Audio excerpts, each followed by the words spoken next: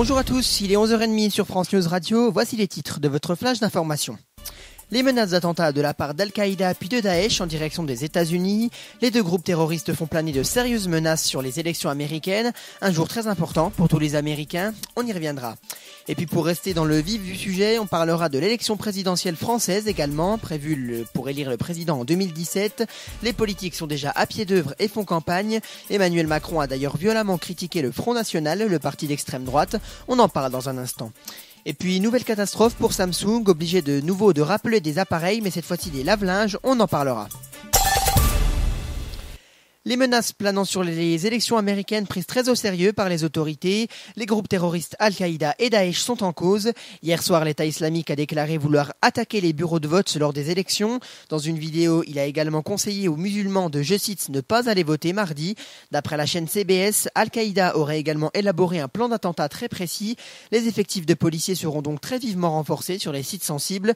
Le FBI, quant à lui, a déclaré que, je cite, que les unités antiterroristes de sécurité nationale sont vigilantes et sont positionnées pour se défendre contre des attaques ici aux États-Unis.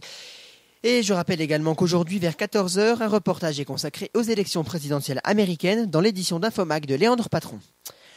Et puis toujours en parlant d'élections présidentielles, mais cette fois-ci françaises, et pour 2017, les politiques sont en pleine campagne pour récolter le maximum d'électeurs.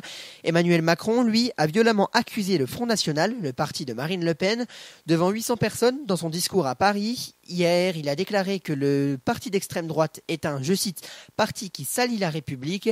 Il a également déclaré, je cite, qu'aucun républicain ne peut s'habituer à la présence de l'extrême droite au second tour de chaque présidentielle. Des déclarations dont Marine Le Pen répondra sûrement dans quelques temps.